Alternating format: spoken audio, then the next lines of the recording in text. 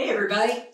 So we're doing a live session tonight and we're talking about rhythm, music, movement, engagement. And I thought we'd kick it off with just some different ways that I try to incorporate music or rhythm in what I do. And I think it matters. And the evidence is it matters a lot. Oh, it turns out that, like that sound you just heard, did you hear it? Did it mean something to you? Did it mean something to you? For most people it did. It means, oh, something just came in. Mm-hmm. It's a very familiar sound. It's a rhythm. And so when I hear that, it alerts my brain. And for many people, if you're anywhere near a screen, guess where your eyes just went? Right to the screen. Let me see. What is it? Is it something I want to look at or need to look at? So if you have that kind of background sound, be aware it can create its own music and it can be a real draw. So on the other side of the thing, it could be something as simple as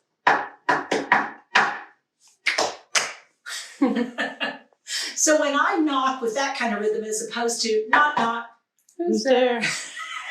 See, now neither of them planned that. We hadn't gone over this at all beforehand.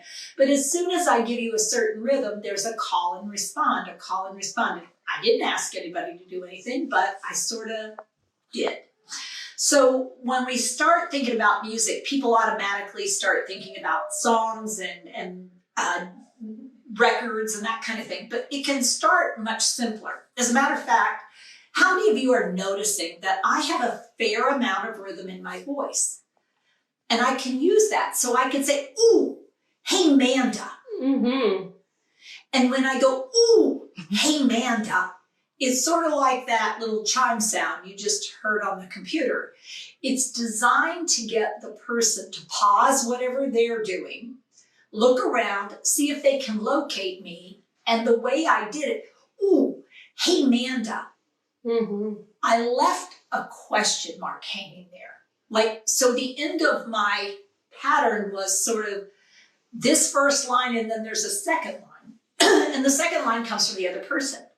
And she just went, uh-huh. And I said, oh. Now. Uh-oh. Now that makes the person a little suspicious if I go real big, but I could go, Now I added a different rhythm. So this rhythm is I'm shaking this container, which if you're looking, you'll notice has Scrabble tiles in it, but it's sealed. But I'm holding it up right between Manda and I, sort of at eye level in the center part of her field, and I'm shaking and I say, Scrabble tiles, you think? Yeah. Could be. Here, tell you what, let's see if we can do this.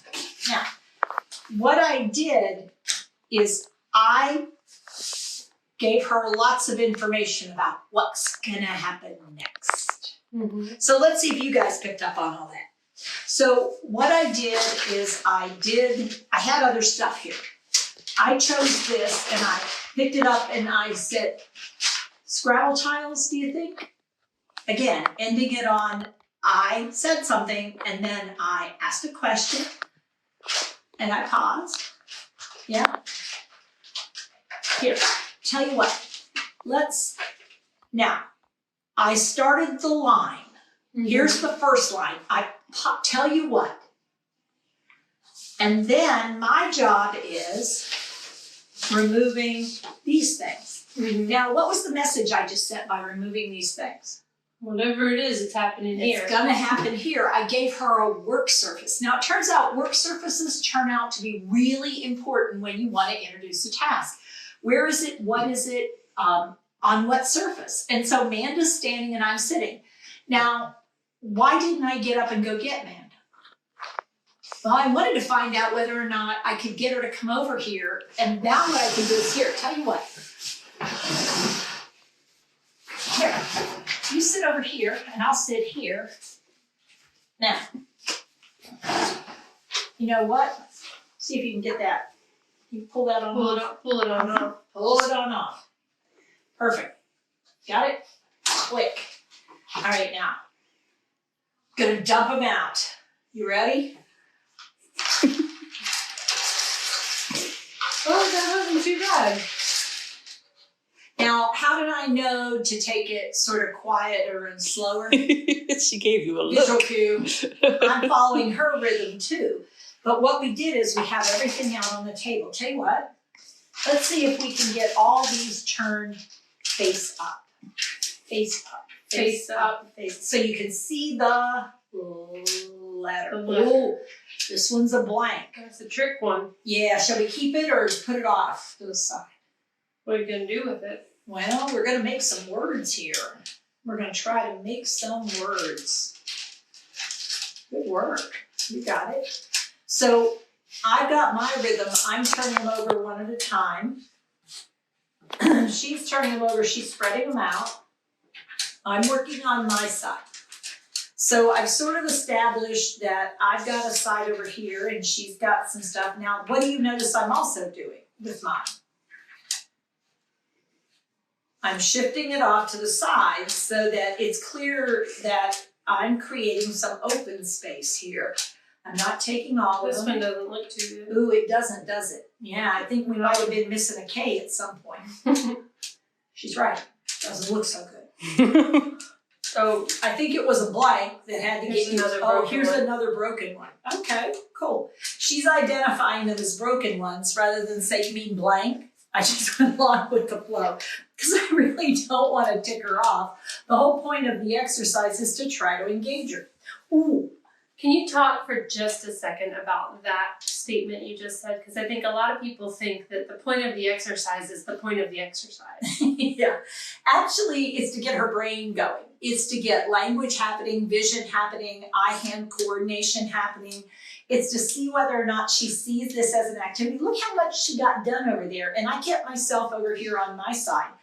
And what she's doing is it's called one-on-one when I'm just doing it with one person.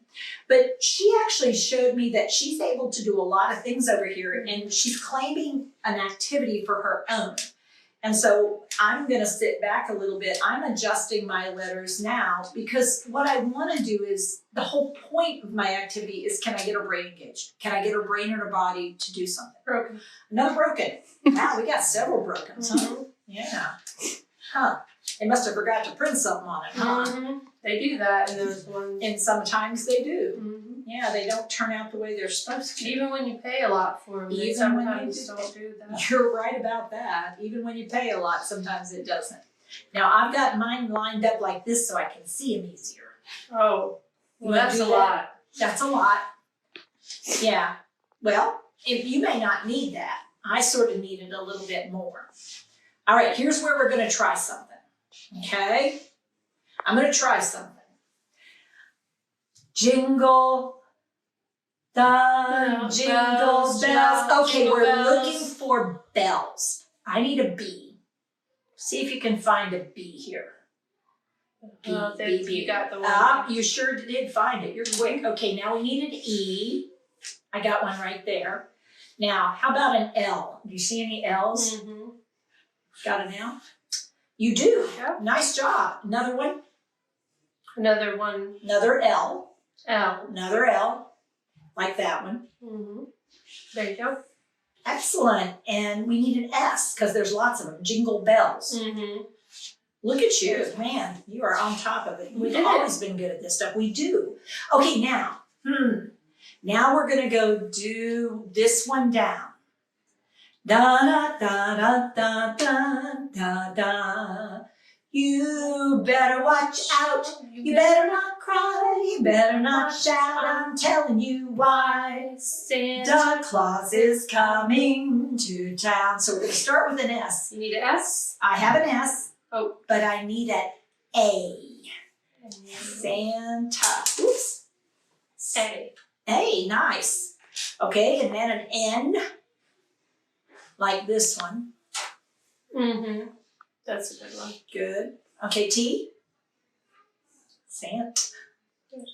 And now we need another one of those A's you found before. No. Oh. Look at you. All right. So how are we using music here? How are we using rhythm here? I'm actually just making this up as I go along. If you're not that creative, you may want to think about how you can do this ahead of time. But what I'm looking for are what are words we can make that we can put together. And if somebody doesn't have that much skill, maybe what we'll do is just see if we can come up with, ooh, here we go. Ooh. H. Yeah. Yeah. Help, help, help me Rhonda. Help me Rhonda. Do help me Rhonda. Help me Rhonda. Do help me Rhonda. Help me Rhonda. Help me get her Out of my heart. All right, should we do help or heart? Ooh. You do what you want. Do what I want? Well, you know what? Let's do heart. H-E. E. Give me that one. Let's put it right here. There you go. There you go, right here. H-E. Nice. Now we need an A. Ooh, here's one right there. Mm-hmm. Mm-hmm. Do it? Yep. So we had Michelle ask earlier, any suggestions for long-term resident in SNF that wants to constantly stand up and wander around? And I was wondering maybe if there was something like this set up with people engaged at the activity Yep. as they were wandering. Let's have Amanda. Is the person up and roaming already? Constantly Or would you stand like up to and try wander to help around. them not run? Let's do both.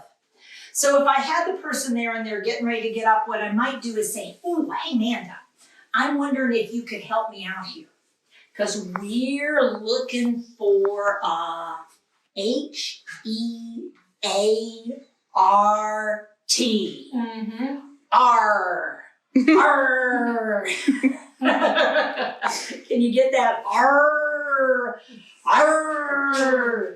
R. R. So what I'm seeing is, can I convert some of the kinetic or movement desire with a side-to-side rocking, with some deep pressure proprioception, some forward and back, and even some oral intensity, to see if I can take that. Now, when she's sitting like this, the other thing that's happening, every time I rock her forward, I'm putting pressure down through her feet. And it's almost like she's moving. It's almost like I've created a rocking chair. So I'm seeing how long maybe I can keep her in this space without it. You know, if she really wants to get up, she pushes more away from me, then I'm going to say, you're ready to go. Yep. Oh, here you go. Yeah. Now, one of the things to think about is she trying to get away from human beings, or is she seeking human beings, or is she just seeking movement? She says she won't stay seated for more than 30 seconds, impacts meals, and trying to engage in anything structured. So what we're going to be doing is we're going to be doing a lot of stuff traveling, because what it means is her level of need for movement exceeds her level of interest for survival. And I mean that really sincerely. She doesn't understand the importance or value in staying seated and eating enough and drinking enough to stay alive.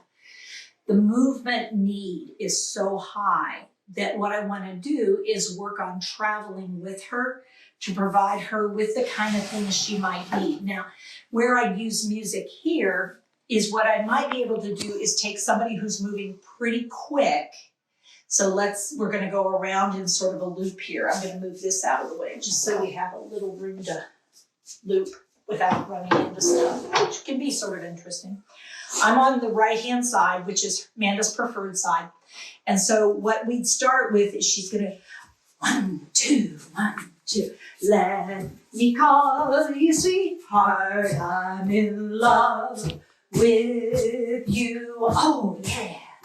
Let me hear you whisper that you love me too. Keep your love light glowing in your eyes so blue. Let me call you sweetheart, I'm in love with you. Here you go.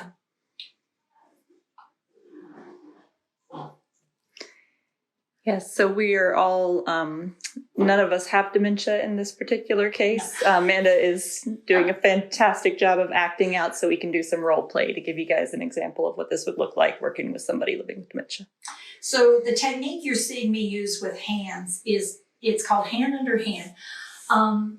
It's actually, you go to shake hands, and what I'm going to do is lock thumbs and then provide a support service, but also provide a lot of input through this hand, palm of the hand. And then this other one I also use to keep her in close to me, and I can convey my rhythm through my body. So we start off with that fast pace, and she's really going. So, let me call you sweetheart, I'm in love with you. Let me hear you whisper that you love me too. Now what I've done is, did you notice I quit moving? She didn't notice either. Because what I was doing in transitioning this to the upper body, I'm giving her some movement, same thing. So we know that they're very kinetic, but what I started doing is making it a march. And when I did you that, can't help but fall into rhythm. Right. It's really tricky. Yeah. And then what I did is I paused for a little bit, finished the rhythm of the music, and then went for the drink. Because really wanting in that moment to make sure she has not any interest in talking. And I don't say anything, here you go, is what I say. Her hand is riding along. And so now, and this is where I might even do a covered drink with a straw if the person is safe on sucking. If not, I might do a covered drink. We just happen to have a few of them around here. Because it's not just people living with dementia that value covered drinks. But what I can do here is actually have this one and then have her drink out of this, and then we can keep moving. And I can actually possibly even hook this on my clothes so I don't have to worry about it. And similarly, small bites of food. Now notice I've quit the movement while we're doing this, but rather than trying to get somebody to sit down to eat, often people consume things better if we're up and mobile. We also have a high table here. So you may want to get a variable height table if it's possible, so that you can have somebody sort of like standing or leaning at a bar. You might be able to get people to do a little bit more at a bar than seated, because sitting is different than standing. And if it's something that I can eat and go. Pick up and move with, then we're getting the nourishment in smaller segments, but it makes it just a little less challenging, because anything around trying to get her down or keep her down, it ends up, by the time, just gonna, I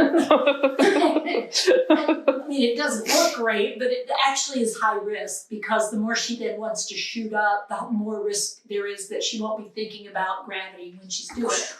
And so it's like, oy, oy, oy. And that sense of risk is high.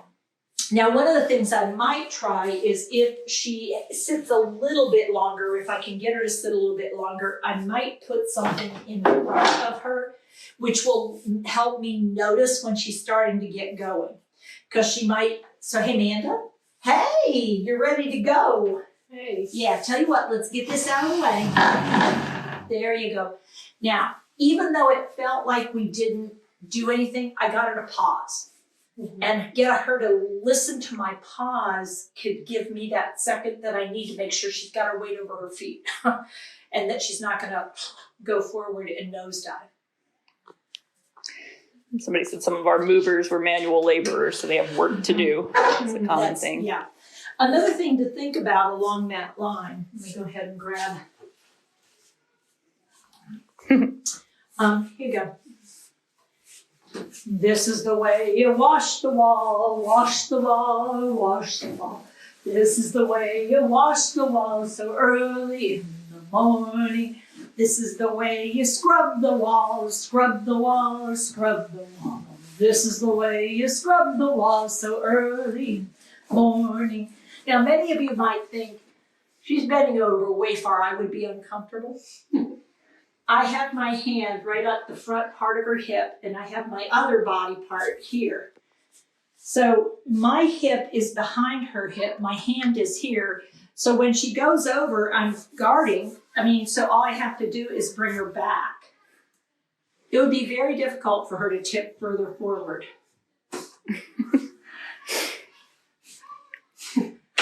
Because I've got her stabilized, but notice the diagonal with a wide base. So it's this diagonal wide base, but what I'm working on is her actually reaching high, reaching low, and I'd rather her rehearse this and practice it a lot. Because the first time she decides to go pick something up off the floor and she hasn't rehearsed, that's when we have our significant head injury fall. And that's what we want to try to avoid. So getting her to do things like this, I'm having her work on the wall. Where's she actually going? No, she's right here. So I can get her to do some things like right here. So this is wiping tables in the dining area, straightening covers on something, wiping all the chairs, doing windows, pushing chairs, wiping windows, wiping walls, doing this kind of work. This is proprioceptive through the hand, and by getting this rotational movement, I'm getting lots of nice rotary pattern through the upper extremity, which is actually a fairly important skill to maintain. So all of these now, you know, if she decides to open, it's like, ooh, all kinds of good stuff. It's like, oh boy. Life happens. New game. Take a deep breath and just go, and life happens. Yeah, I mean, what's the worst that's gonna happen? We pull it all out and you gotta deal with it. Yeah. Oh wow, there's a lot of stuff in here. Somebody should clean Somebody it. should clean that stuff in there. That's not working. Wow, it isn't working. Oh, you know what? Here we go. Mm-hmm. Yeah. Now you got it. Oh. Yeah. Ooh, yeah. You got Oh, that. Lord.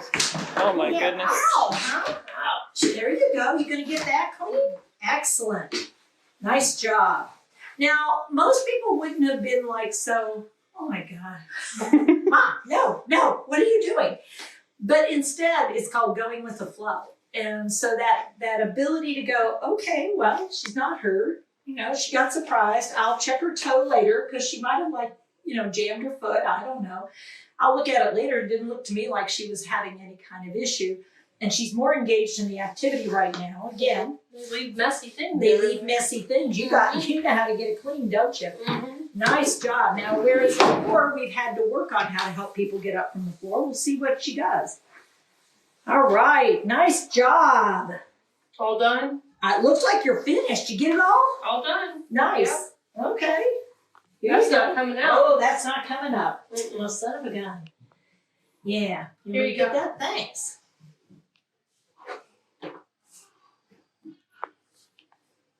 Hey, Amanda. Here you go. Oh. There you go. Try that. Right hand. Yeah. There you go. Nice job. Woo! You deserve a break. You're giving me all kinds of cues here. She's pushing me very not subtly. That this is time for me to sit down. Nice work, lady. Phew. Good job. All right. Make sure you put it away better. I am going to put it away better than it was put in there before, huh? Yeah. Good. Thank you for your help. You should bend your knees.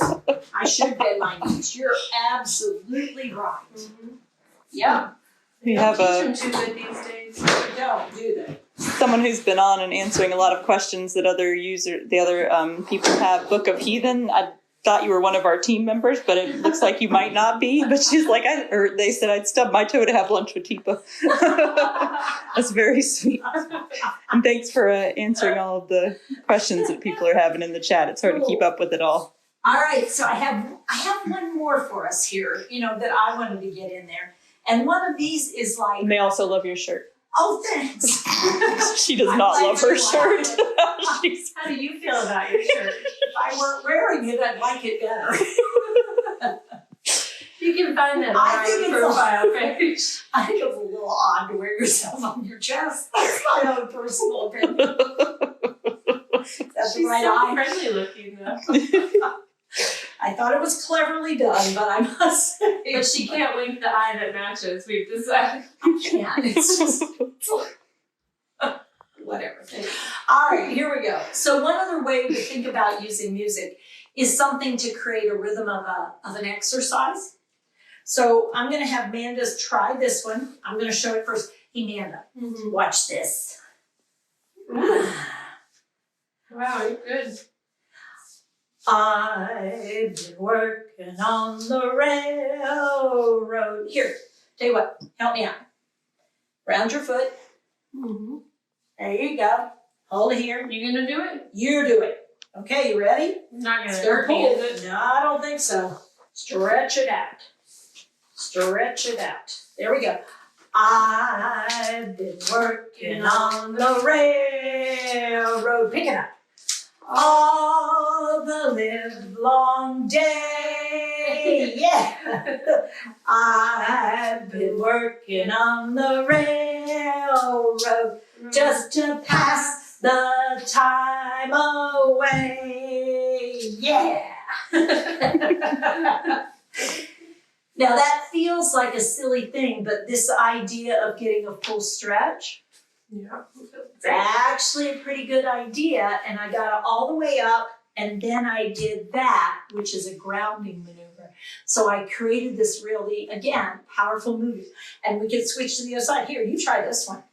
You're doing great. Let's switch out. Now notice how I took it over so you didn't slap yourself by accident. Look at you. You got it. Now you're ahead of me. Now, here we go. You ready? Mm-hmm. I've been working on the railroad all the livelong day. Boom.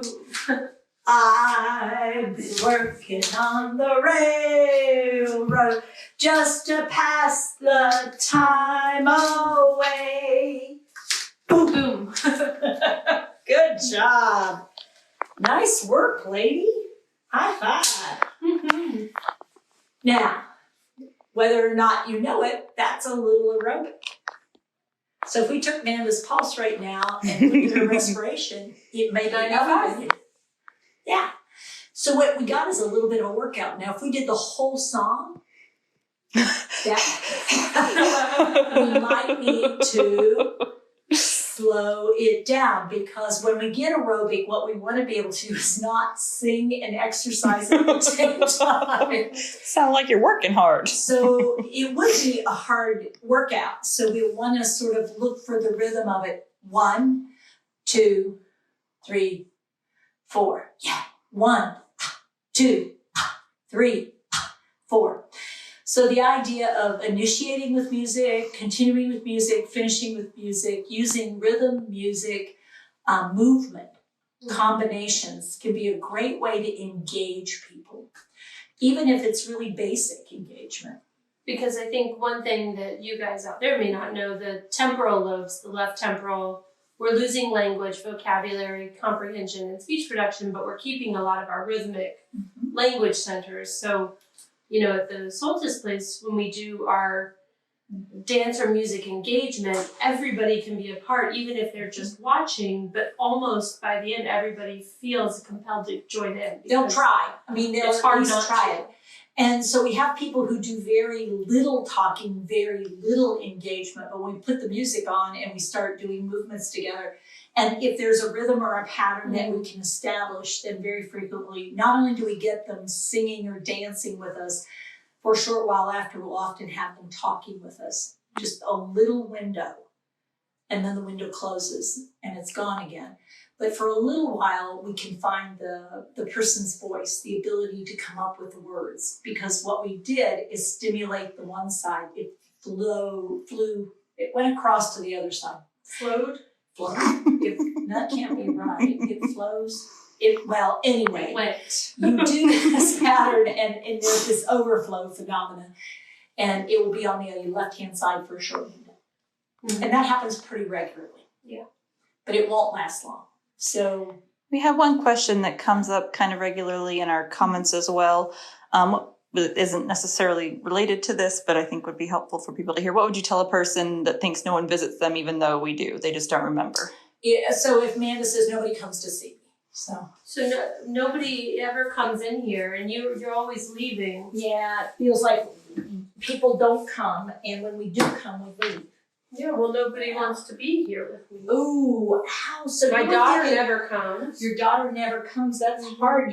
She's not here when you're looking for her. No. Yeah. Now, did you need her for something? You just want to talk to her. Well, they just put me in here and leave me. Yeah, so it feels like you're here all alone most of the time. Well, And, who wants to be around here? yeah, so you'd rather not be here either. Yeah. Yeah, it's hard being somewhere you don't want to be. Now, let me ask you something. If you were home, what would you be doing right now? Would you be cooking something or eating something? What do you think? Probably eating cookies. Eating cookies. You got any cookies? Ooh, what's your favorite kind? Chocolate or something Not else? chocolate. Not chocolate. Now, what happened to the nobody visits me? Now she's thinking about cookies. Now she's thinking about cookies. And she's happy. And she's feeling okay. What I didn't try to do is convince her that people do visit her. What I didn't try to do is, well, your daughter just left 15 minutes ago. I come in as often as I can. I don't need to feel defensive about what's happening, and I can't really get her to understand by explaining why her daughter is not here when she wants her here. Doesn't matter that she was here 15 minutes ago. In her mind, that 15 minutes could be 15 years. Mm-hmm. And I don't have a fix for that because I can't heal a broken brain. I can't heal a hippocampal area that mistakes 15 minutes for 15 years.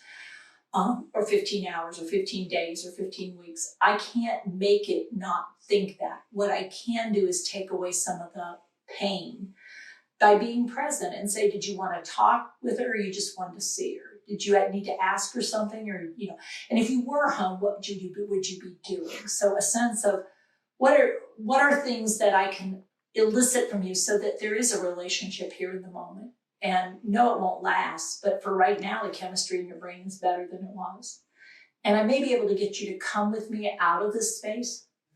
Mm-hmm. Now, the tricky part, that's one of the things that COVID has done, is created these isolation pits, which are called rooms. Mm-hmm. And people get so used to staying in that space that now coming out feels scary. And we've got to get through that into a healthier relationship with the environment, because we don't have one right now in many places. It still feels very scary and risky to be out in common space. So we have to figure that out, because a home should feel like homes, not prison cells for anybody. Kind of on the other end of that, for people whose coworkers don't really seem to enjoy their job, and you're putting yourself out there all day and caring about these people, and feeling very alone at the end of that, what are some things that people can do? And I was kind of thinking about our website and our certified community, finding people who do enjoy this kind of work, finding a community of people that do come into this kind of job every day because they love it. And it may not be the people that are in your building. May not be the people in your building. Yeah, I mean, this is where we have Facebook pages and we have connections, and we try our best to answer messages. But start looking around for some people who are working in the industry who do care. And our certified community is a great champion course. People who've done our champion course is another group. But we tend to have a fairly caring community that really does get how hard it can be, how lonely it can be, and how scary sometimes, where you start to wonder, am I the weird duck, or am I somebody who's on a mission and wants to make a difference? I'm willing to wear this. And I've stated where I'm at. So. And your name, how did I get my name? Mm-hmm. I worked with a little boy with autism and a speech problem, and my given name was Teena, which my mom thought was very clever, a way to spell Tina. It's just a weird way to spell Tina, might I add. But he couldn't say Tina. He'd go, Tipa, tell me toy. Tipa, come on, you're going to be with my friend, you'll be my friend. And so I worked with Michael for quite some time as a teenager, and all my friends started calling me Tipa rather than Tina. And so by the time I was in my mid-20s, nobody called me Tina. Everybody, including my family, called me Tipa. So I legally changed it. We didn't know that her name was not that for a long time. We're her daughters. Like, wait, you had another name? Yeah, that's how it all came to be. So it's been a long journey, but it's a given name. Mm-hmm. Yep. Wednesday night we are doing 6:30 right before dementia problem solving with PAC. So you guys are gonna dive deep. Yeah. Facebook or YouTube? I can never remember which one it is. I don't remember. But go on to tipasnow.com and you'll be able to see if you are interested in a deep dive into a deeper problem, where people really get to dig into some of these issues. Or if you want to go on there, you can always reach out. Yeah. And then we'll be live here again at 6:30 on Wednesday, 6:30 Eastern time. And we're talking about What if? But what if? Yeah. We've got some more what ifs. And thanks for the folks who have been watching other people's videos and noticing and asking us to do some sort of examples. We'll follow up on that. We'll be posting some new videos up on some of the comments and questions that we've gotten and picked up on. Yep. Starting with a couple we just got about pocketing food, what to do around food and cueing people when language is obviously not the first way that we're taken in depth. Yeah. So thanks everybody. Thanks for being here, and thanks for stopping in, visiting, or staying the whole time. And thanks for everything you do. If you want to reach out to us on our profile, there's a link where you can sign up for a free 30-minute consultation session with one of our team members. You can sign up for courses for yourself. You can look into support for your facility to make some changes. But that's all in the links in our profile. Take All care, right, thanks all. so much. Hi, I'm Tifa Snow, and you just found our YouTube channel and watched one of our videos. I'm the owner and founder of Positive Approach to Care. Thanks for watching. And if you liked, if you have a comment about, or you would, please share it with people you know. Oh, and if you haven't yet done it, consider subscribing. We'll let you know when the next new video comes out. And you might want to visit our website, www.tifasnow.com, where you'll find other resources as well. See you there.